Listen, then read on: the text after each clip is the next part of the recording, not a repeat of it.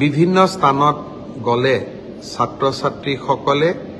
এডিআৰইৰ পৰীক্ষাসমূহ কেতিয়াও অনুষ্ঠিত হ'ব সেই বিষয়েও মোক প্ৰশ্ন কৰে আজি আমি সেই বিষয়েও এখন বৈঠক কৰিছিলোঁ এডিআৰইৰ আসাম ডাইৰেক্ট ৰিক্ৰুটমেন্ট এক্সামিনেশ্যন যাক আমি চমুকৈ এডিআৰই বুলি কওঁ এডিআৰইৰ গ্ৰেড 3 পোষ্টসমূহৰ পৰীক্ষা 15, 22 আৰু 29 সেপ্টেম্বৰত অনুষ্ঠিত হ'ব মই আকৌ এবাৰ কৈছো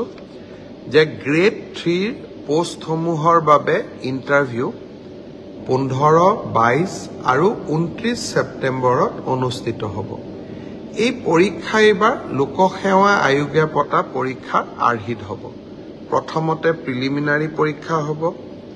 তাৰ পিছত মেইনছ হ'ব আৰু মেইনছৰ পিছত আমি ভাইভা প্ৰক্ৰিয়াৰ মাজেৰে আমি সমগ্ৰ ইন্টাৰভিউ প্ৰক্ৰিয়াটো সমাপ্ত কৰিম প্ৰিলিমছ এক্সাম তৃতীয় শ্ৰেণীৰ পদসমূহৰ বাবে 15, 22 আৰু 29 সেপ্টেম্বৰত অনুষ্ঠিত হ'ব আজি আমি জুলাই মাহত আছো মই আশা কৰিম যে আমাৰ শিক্ষাৰ্থীসকলে চাকৰি প্ৰাৰ্থীসকলে যাতে পঢ়া শুনা আৰম্ভ কৰে ঠিক সেই ধৰণে চতুৰ্থ শ্ৰেণীৰ বাবেও আমি একেটাই ব্যৱস্থা হাতত ল'ম প্ৰথমতে প্ৰিলিমছ তাৰ পিছত মেইনছ আৰু তাৰ পিছত ভাইভা ভচি গ্ৰেড 4 বা চতুৰ্থ শ্ৰেণীৰ পদৰো প্ৰিলিমছ 20 আৰু 27 অক্টোবৰত অনুষ্ঠিত হ'ব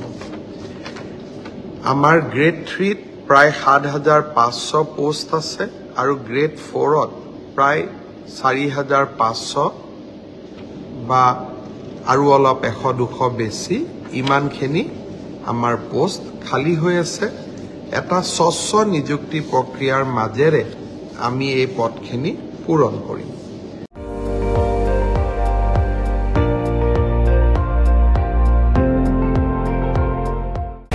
আপুনি চাই আছে ND24